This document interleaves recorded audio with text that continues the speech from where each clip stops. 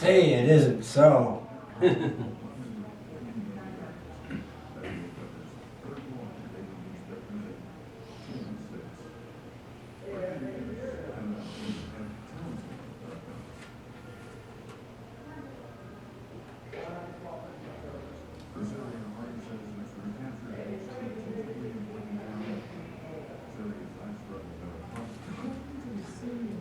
Well, I scooped that. Take credit for it, for sure.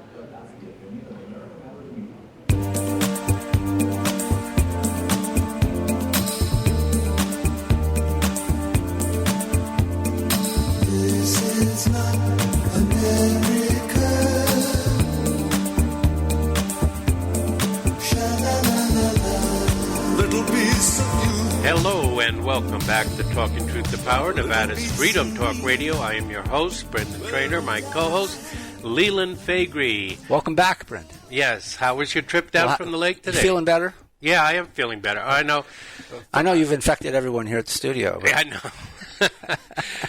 It was so bad last week, folks, that I don't know if anybody questioned, but from my job, questions I was ill, I would just say, listen to my radio show. Watch the show, yeah. But at any rate, I'm a lot better today, and hopefully we won't have any problems as we go through with medical conditions. And no, I have not been to China in the last 30 days. So it's not Well, it looks like China is coming to you, so it really wouldn't matter. So I guess we should start off with what is the news of the day, and that is the impeachment trial continues to go on, and the big question now is whether it will go on past Friday or Saturday, whether they will have witnesses or not. And I understand that Mitt Romney, who has said he wants to hear witnesses, is kind of underwater in his home state of Utah, according to some polls. Yeah, one of Sean Hannity's regular guests is a pollster, and he's conducted an exclusive poll just because. And it's like I have a twin, because I would have done that if I was a pollster. I'd like to know what those Mormons are thinking up there, because after what we're seeing from this guy, I mean, he is just. You never mind Schiff, never mind the worst of our enemy side of the aisle. We've got our own enemies to contend. We got a fifth column. Huh? Oh, my God. And I'm not talking about the poor Susan Collins. No. I mean, she's got her own trouble up there. And, yeah. That's Maine is an independent state, but it leans mostly left. Most of their independent congressmen caucus with the left, the Democrats. Yeah. Yeah, so she's kind of in a different category. But this Towery guy that Sean has on his show all the time has conducted a poll, and Romney, or Pierre Delecto, as he likes to be referred to occasionally, is tanking in the among the Utah electorate. So that's pretty exciting.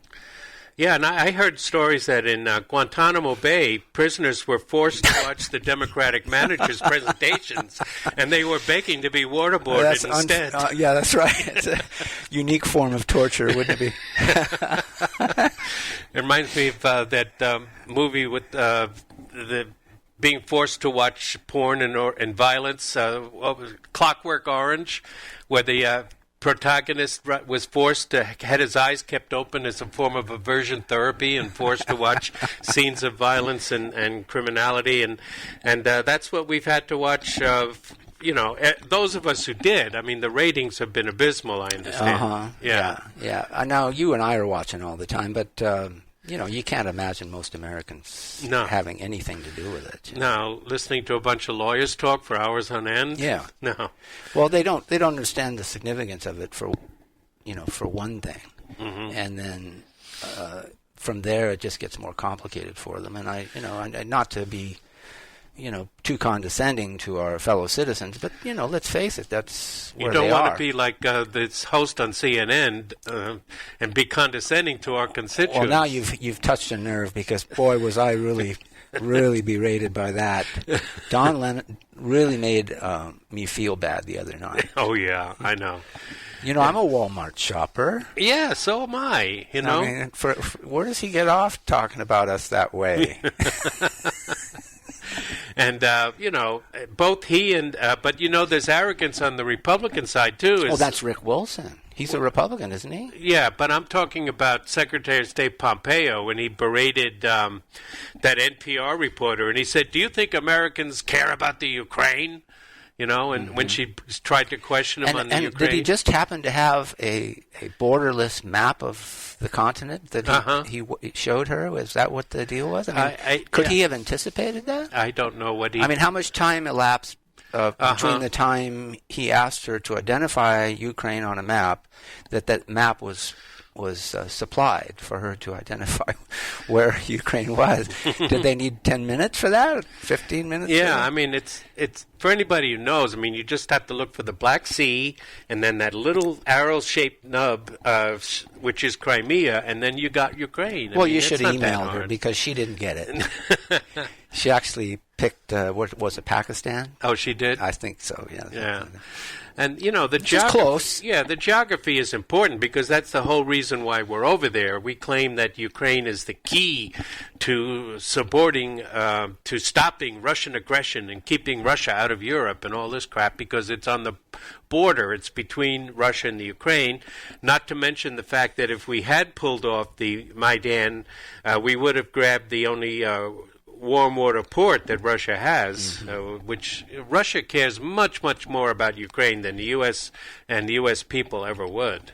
Yeah, I mean, they have a long history going back 1,000 years or more, so Russia knows about the Ukraine. But Russia doesn't bankroll the Ukraine like we do. No. I mean, it means nothing to us and to most people. And why are we over there then? If it means nothing to us, why are we constantly meddling over there?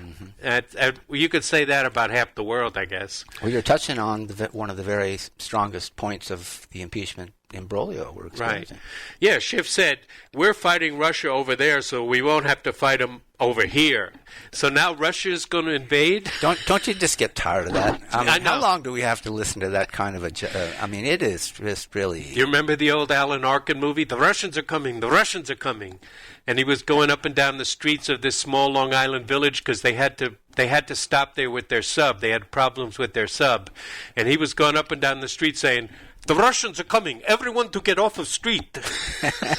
That's pretty good Russian. Yeah. You Russian accent. You do languages pretty damn good. Yeah.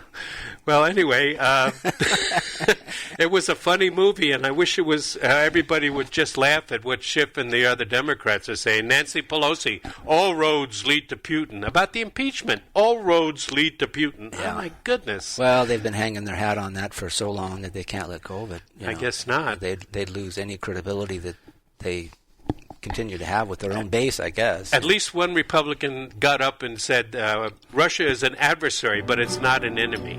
Let's keep that in mind. Yeah, very important point, isn't it? Yeah. Stay with us. We're just getting started.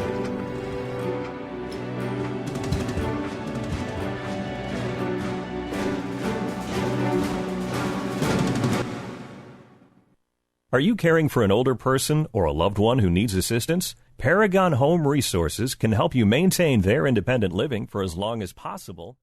You're invited to join Business Connections with Anita every Wednesday from 10 to 11 a.m. here on 1180 a.m. KCKQ America Matters.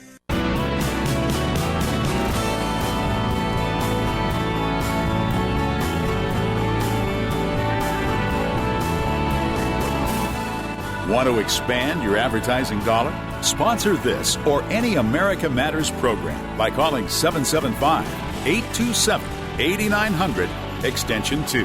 Now, back to the show. Hey, welcome back to Talking Truth to Power, Nevada's Freedom Talk Radio. I'm your host, Brendan Trainor. My co-host, Leland Faegre. And with all the talk about impeachment, there was some buzz, but probably not enough about the deal with China that was signed. And that does appear to be much more of a substantive victory for Trump that he can certainly brag about if all goes as planned, as it's laid out. Even in this phase of it. Yes, and that's the thing. I thought phase one would be very preliminary, and China would give us some more trade. We would reduce some sanctions, but that would be about it. But if you can download it off the Federalist website and other websites, and the first 20 pages are all about intellectual property and maintaining the intellectual property rights, and it seems to have quite a serious effort to hold China to account. It allows for easier claims of violations. Formerly, you had to prove actual pecuniary damage due to a Chinese violation of your intellectual property rights or through forced transfers of technology in order to trade there. But according to this agreement, you no longer have to prove that they actually caused you financial harm before you can file a complaint. Yeah, and then it immediately becomes legal. Right. It speeds Michael it up. Pillsbury fawns all over this accomplishment. Yes. He wrote the 100-Year Marathon, I think that was the name of the book. Okay. Former member of the Council on Foreign Relations, no longer listed as a member of the Council on Okay. Foreign Relations.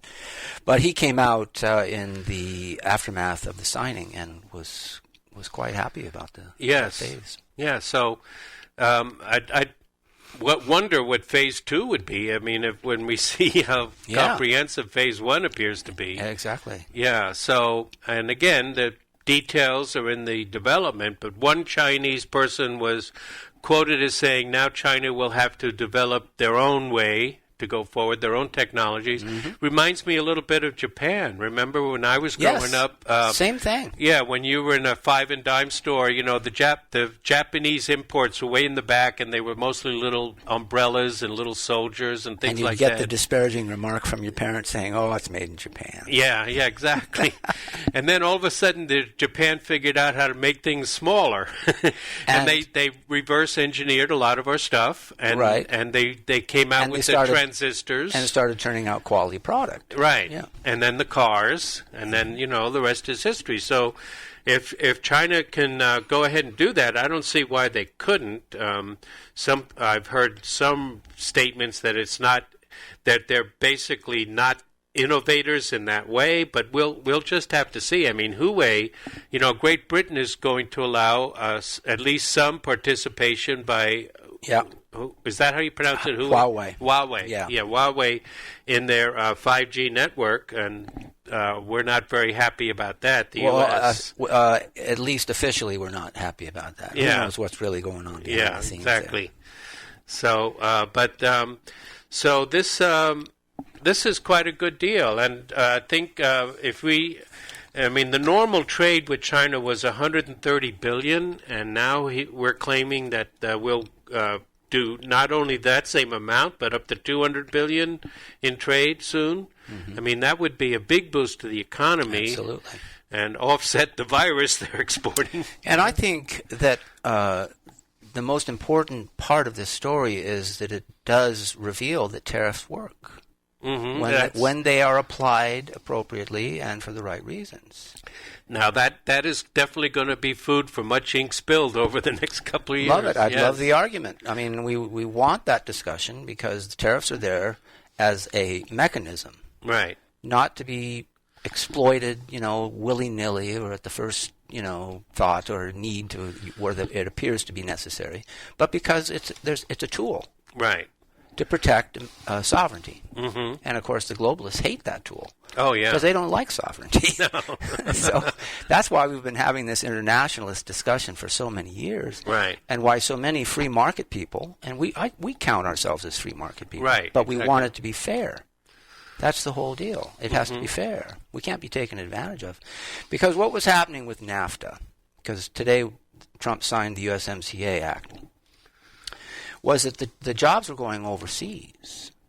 The wealth was chasing the jobs, And effectively, what was the number? Something like 700 manufacturing plants were lost from the inception of NAFTA. I know. The statistics vary, but that's probably a good figure. It's bandied about, but I think it's pretty accurate. And, of course, Kissinger called it the architecture of the New World Order. Uh-huh. So when Kissinger calls something like that, you better listen, because he's the architect of the New World Order. Right. So Trump said, that's not happening anymore. Mm-hmm. And he did something about it. Right. Magnificent. Right.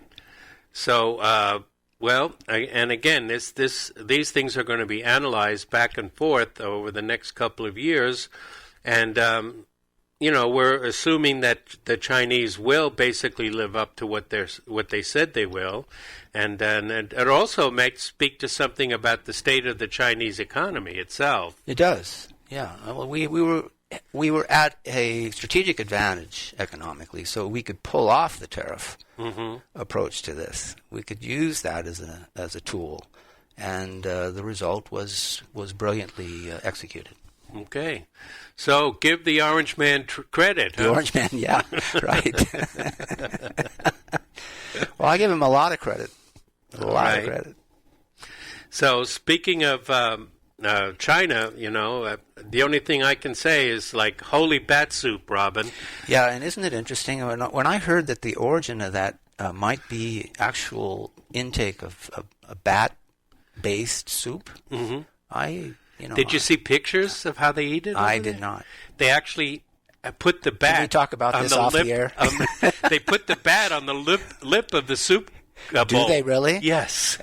Just to demo it, huh? Yeah. Oh my gosh, I can't imagine. Yeah. I thought about it though. I thought about the appearance of it. But I had no idea it was that visual. Yes, that's what the pictures I'm seeing, unless they're staged. But yeah, that's amazing. And they, they also like other freshly killed animals. They like to have their chickens freshly killed in these wet markets. And I don't know about snakes. I've heard of snakes. You can eat snake. I mean, a lot of people eat snake.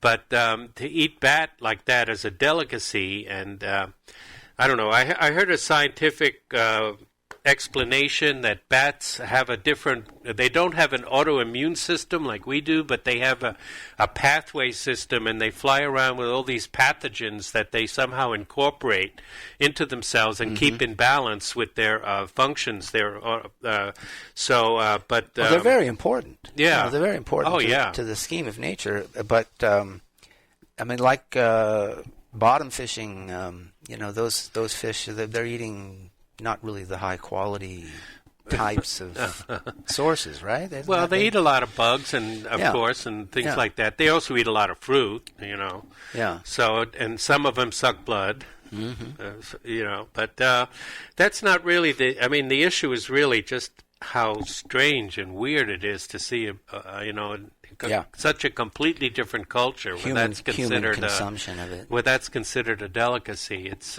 kind of hard to imagine. And, of course, those are not fancy Asians, although they probably do it too. But, the fancy Asians that live up in Beijing and Shanghai are the northern Asians as opposed to the southern Asians. It seems to be a southern Asian. The Bel Air areas of... young Chinese talk about it on YouTube. They talk about the difference between a fancy Asian and a jungle Asian. And the jungle Asians are the people of Southeast Asia and southern China and the Philippines, and the fancy Asians are the northern Chinese, the Han Chinese, and the Koreans and the Japanese, and they're the ones that are supposedly have the higher group IQ, the fancy Asians. But it's a different culture. It's a cultural thing, and it's even in China. If you're white, you're right, but if you're brown or gray or whatever it is, dark, then if you're black, stay back. So it's okay to be white? It's okay to be white in China, too. Yeah. Okay. All right. But well, I had a bat in my house last year. Did you? Yeah. The cat discovered it. Oh. It was behind the fireplace. It had come in through a vent, apparently. Okay. Didn't know how to get back out. Boy, it was quite an episode. Did you get it out? Yeah, but it took the remainder of the day to get it Okay, out. yeah. It was. We don't have enough time to talk about it here. Okay, but the cat enjoyed it. Yeah, and so far though the virus does not appear. I mean, keep in mind the news sells newspapers and sponsors on TV. It doesn't appear to be that serious. There are quite a few people infected, but the death rate so far is no larger than a regular influenza death rate. So that's good, and we'll just have to see if we have made progress since in the last 20 years in being able to contain these things. Airlines have basically stopped. American Airlines on their own, without a government decree, have basically stopped flying in and out of China. And I know many of them are giving actual refunds of tickets, which is that if they do that, that's pretty severe. Acknowledgement that there's a problem. Well, everybody's breathing the same air is the major problem with the airline travel. Right, and if you don't have any bodies to go across the ocean with all that fuel, then it makes more sense to cancel out. Yeah. So, but are we going to levy fines against Corona, the beer manufacturer, for allowing this outbreak? Coronavirus,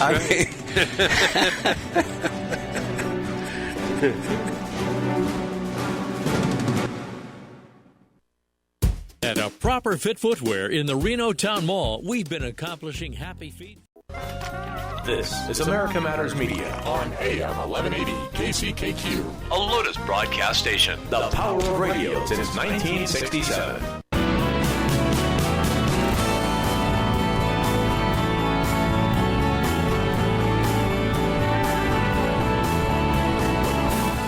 Unable to listen to the whole show? A recording of today's program will be available later today. Visit americamatters.us and click on the podcast link. Now, back to the show.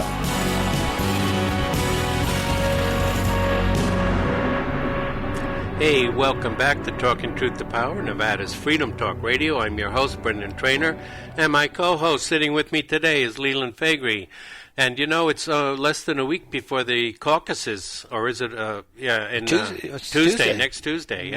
Yeah, in Iowa, and Bernie. I'm glad you brought that up. Yeah, Bernie might be in the lead. He seems to be in the lead. He's claiming his internal polling has him very much in the lead. You know, he's not saying specifically how much, but that would really be an interesting development. He's not going anywhere in South Carolina, so you better be doing it here. Yeah, he has to do it there. Yeah.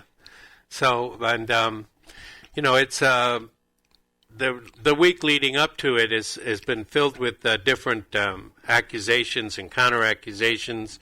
Joe Biden was caught denouncing another person, telling him he could just go vote for someone else. And was that when he was pushing him away? Was that when his hand went up? Yeah, I think, his hand went up. Yeah. And, no, he's a skilled politician. Yes. No question about that. But, you know, the Democrats say, well, a lot of us think he's feisty. At least, you know, we need somebody like that to combat Trump. Yeah, they need him for now at least. But you see Hillary, she's salivating. Uh-huh. You know, she feels the urge. Yeah, she went after Bernie and now feels the urge. Yeah. Mm-hmm. So she's just waiting for the right time. I'm telling you that it's going to surprise a lot of people. Yeah, and that's what, you know, a lot of people are wondering if this. They say there's a 15-20% chance of a brokered convention, and that's where she will swoop in and take over the votes. I saw a listing of these super delegates, and they're all, you know, they're not going to make the progressives happy. That's for sure. No, and they're not. They're designed to keep progressives at bay. Exactly. I'm just happy that it's not Pocahontas. I never thought I'd say that about Bernie, but she's just awful. Yeah, I know. She's hard to take. I know. Bernie is a a communist, and the big debate on the left is whether he's a Stalinist or Trotskyist. Or his staff. Yeah. Is it him or his staff? Yeah, or his staff. Yeah. No, but they're all bloodthirsty for sure. Yeah, the Stalinists are saying he's a Trojan horse. He's controlled opposition. His followers, he's going to get his followers all stirred up, and then a lot of them are going to vote for Trump. They're going to vote for the fascist. You know, that's the way they phrase everything. You know, Jesse Waters tells a story. I guess it was a week and a half ago, where he was confronted in his own building where he lives by some some Bernie people. Right. And he was intimidated at first because they were aggressive. You know? Uh-huh. And then after it just settled down into a conversation, what they told him was that, if this thing doesn't work out, they're Trump supporters. They're very similar, They are quite similar in some ways. I mean, definitely not as far as Medicare for all and things like that. But yeah, well, they are avid fans of, of the particular candidate. So there's left-wing populism versus right-wing populism in that sense, yeah. Mm-hmm.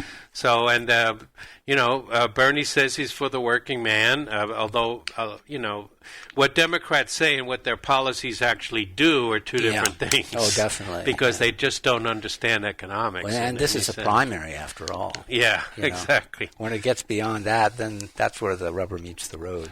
Yeah, and if he ever got nominated, of course, many would feel that he would go down the way that Jeremy did over in England. McGovern, Dukakis, name your favorite left-wing... Northeasterner. Yeah, and that doesn't understand economics. Right.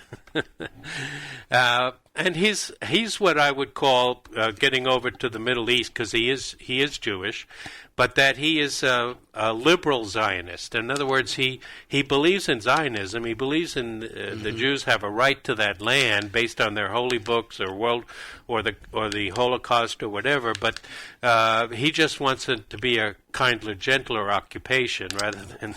Well, the Associated Press is reporting that he's seeking to build a deeper Jewish identity on the 2020 trail. Okay, that's how they're putting it. Yeah. All right. So how is he? Well, in that case, he's really going to have to make his Zionism more explicit, I would think. Mm-hmm. That would be a signal there. Does Ilhan Omar know this?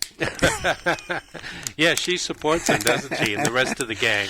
So it's a strange side of the aisle. They're definitely in a crisis, an identity crisis. Well, the whole country is, I think, over our stand in the Middle East. I mean, there's. Did you see Trump's rally last night?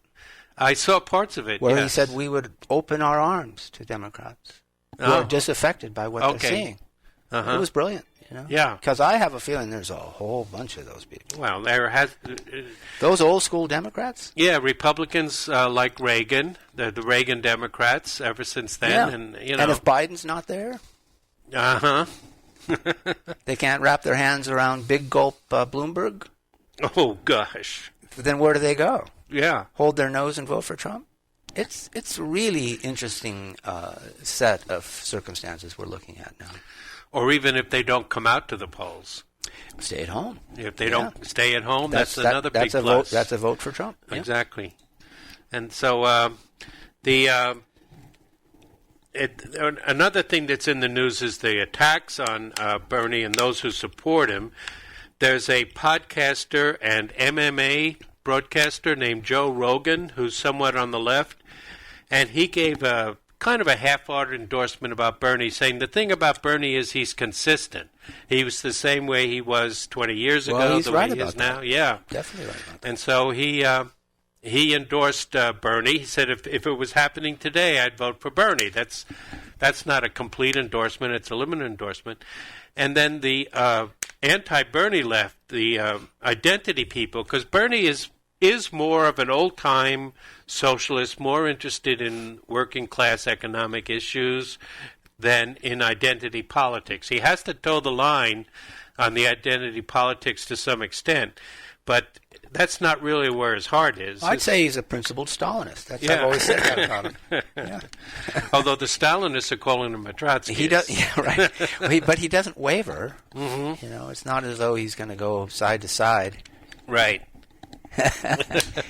Yeah, he doesn't waver, and but the backlash against Joe Rogan was because he said that he is a sports broadcaster, and he said he didn't think it was right for male to female transsexuals to be able to compete in women's sports, which is a lot of people think that's true. I don't think that's out of the ordinary at all. Yes, but not according to the Twitterverse, not according to these identity politicians. It's new.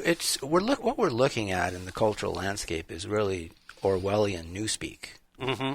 and all of it that was predicted so long ago is what we're seeing Right. before our very eyes. And this is the disaffected Democrat that's going to come to Trump, or they're going to stay at home, in my opinion. Right. At least if they can't tolerate the idea of Hillary being the nominee. Yeah. And I think that's where Hillary comes in, actually, is on that basic juxtaposition.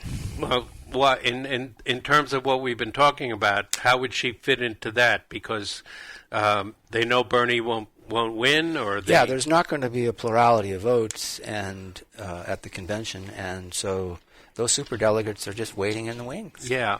If it goes to the second vote, the superdelegates take over. Yep. Uh-huh. And she's in the air. Right. Yeah.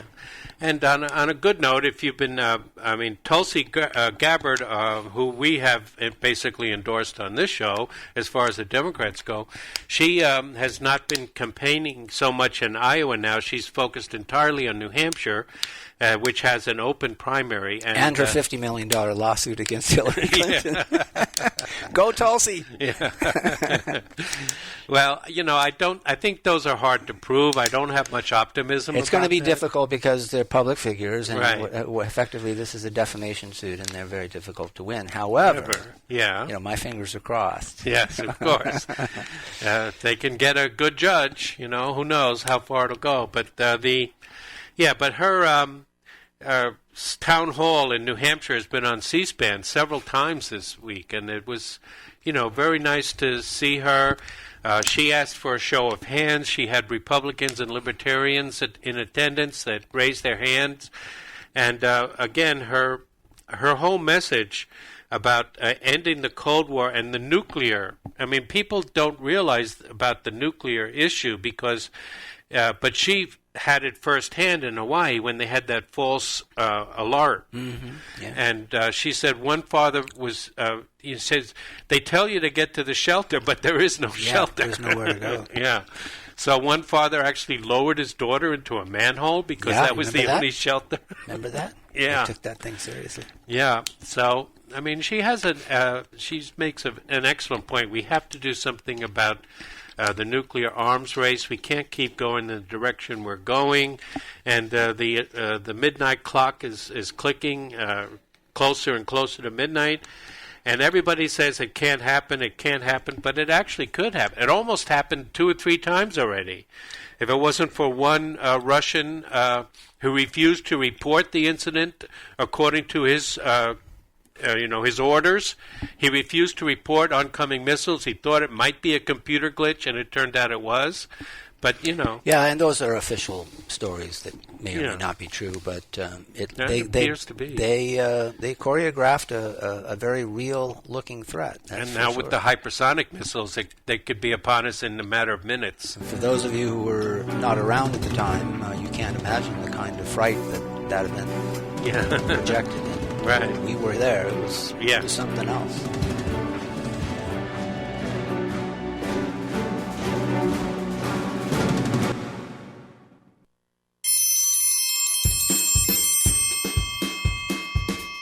It's your worldwide invite to Charbecue, the Butcher's Kitchen. Perfection tri-tip. This is America Matters Media on AM 1180 KCKQ, A Lotus broadcast station. the power of radio since 1967.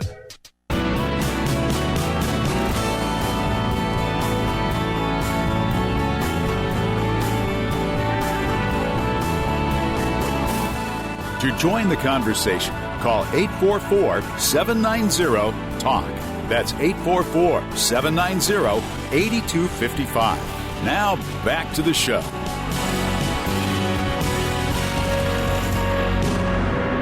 Hey, welcome back to Talking Truth to Power, Nevada's Freedom Talk Radio. I'm your host, Brendan Trainor. My co-host is Leland Faegre. And we have a couple more things to talk about. Did you want to... We never really touched on the Bolton controversy, did we?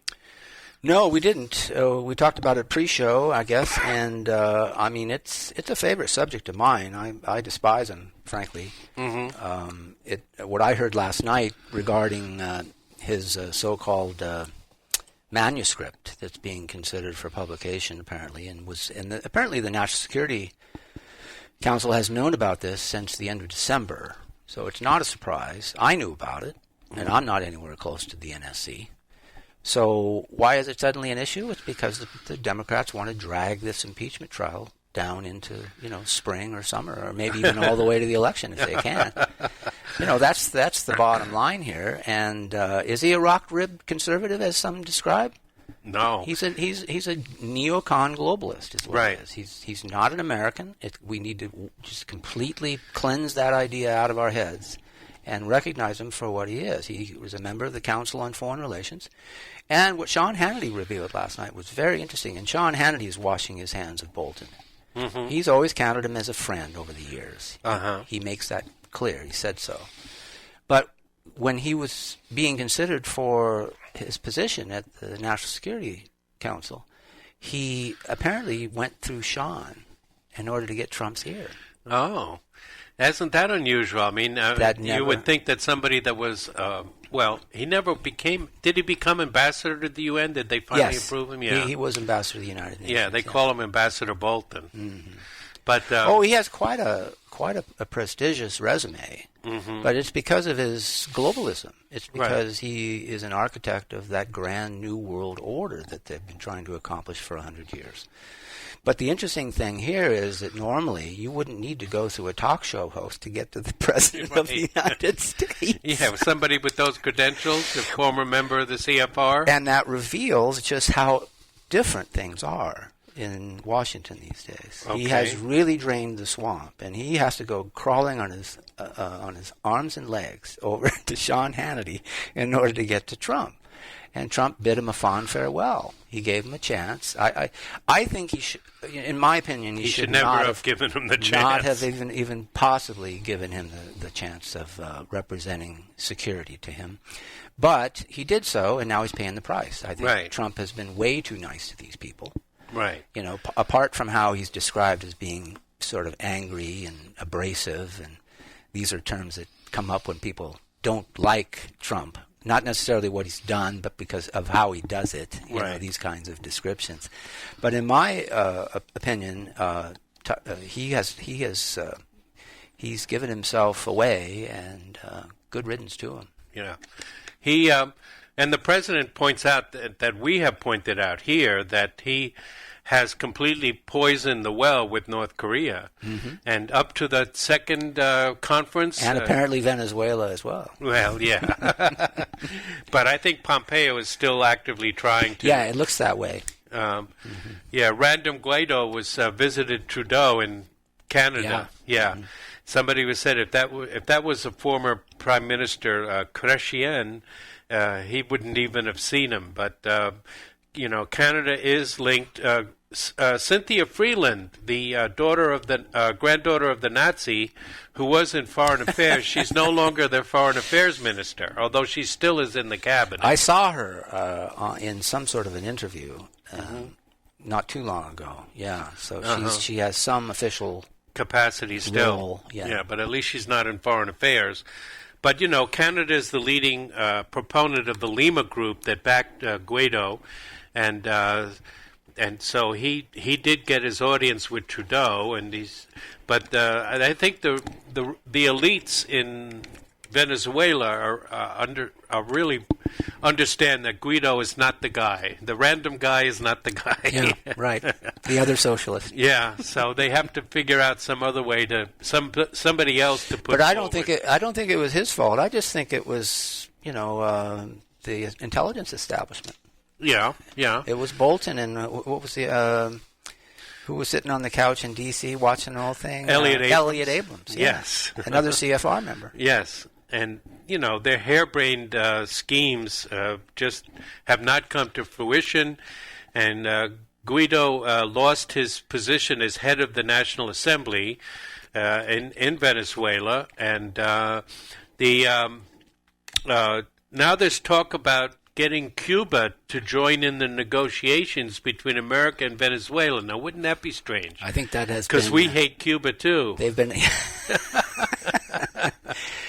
an outlier in that arrangement, I think, for quite some time. Yeah, it doesn't get a lot of attention. But, right. And so anyway, Russia's not going to go anywhere. They're going to continue to help Venezuela.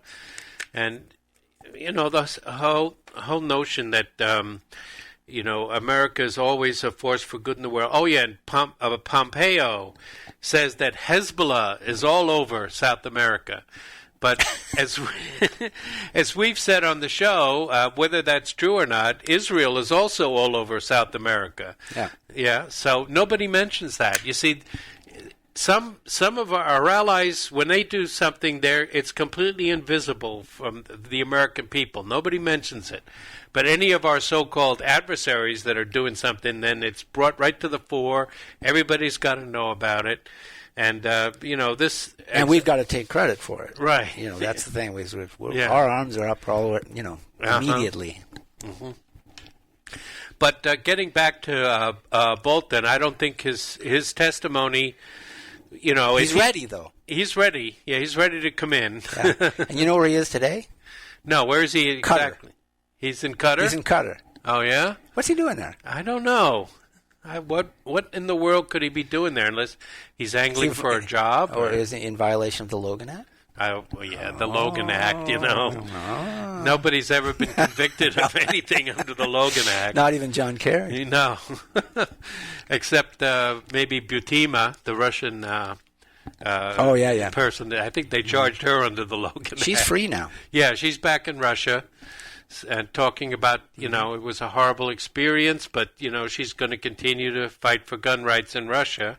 And so... But the deal is, if Bolton, going back to the impeachment imbroglio, the coup d'etat, if Bolton is brought in as a witness, and, you could probably describe him as a witness since he was in the room, and that's the name of his manuscript, apparently. In the room.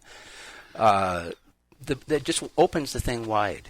Mm-hmm. Republicans are going to go to the whistleblower. They're going to go to the Bidens. They're going to go to Schiff and should. Yes. And how many of those are going to just take the fifth? Yes. So do they really want to go down that road? And when I say they, I mean both sides. Right. Because nobody knows how this plays out. No. I mean, I think it would probably fare better for Trump than for Schiff. But who knows when that thing would end? I mean, We're talking about conceivably right up to the conventions. I read Alan Dershowitz's book about impeachment, and he thinks because they put the Supreme Court in chiefs of justice of the Supreme Court presiding over it, he lays out the scenario: what if they voted to impeach Trump and Trump doesn't leave? Mm-hmm. Then what would happen? Mm-hmm. He said he should be able to appeal to the Supreme Court. Yeah, I heard that from some other source. So that's the origin of that is Dershowitz? Yeah. I'll tell you, that was a breathtaking exchange she had on the floor of the Senate the other day. Yeah. It was stunning. Yes. He really is an amazing creature, that guy. Yeah. Republicans loved it. Democrats hated it. Yes. Pocahontas says she didn't understand it. And Dershowitz swiped back at her and said that, well, for any candidate to aspire to be president of the United States, they should know the law better than you. Right. And that Senator Coon said, well, what about the case if you have a president that does absolutely nothing? And he won't do anything. He won't sign any bills. He's playing golf all the time. So how are we going to get him out of office? Well, he disparages his own body because really the framers were more impassioned by the agents, the bodies that represented us. And in those days, it was also the Senate. They were not voted in, those senators. No, they were voted in by the state legislatures. That's right. Yeah. So those were representative bodies, and he kind of devalues his own role when he makes that statement, because you could elect a chimpanzee president of the United States if you had a proper Congress, right. A responsible Congress, because they can overrule any signature.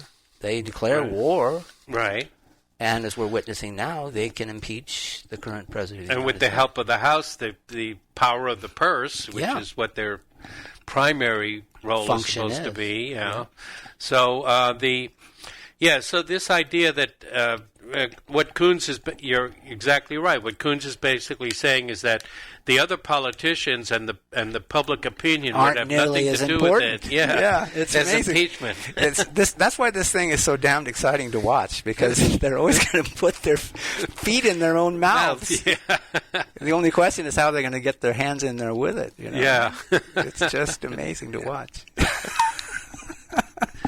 Yeah, so, we're almost done for the day. So what do you think? Is McConnell going to have the votes for witnesses? I don't think so. I think at the end of the day, the moderate Republicans will vote it down, but we'll have to see. Lamar Alexander?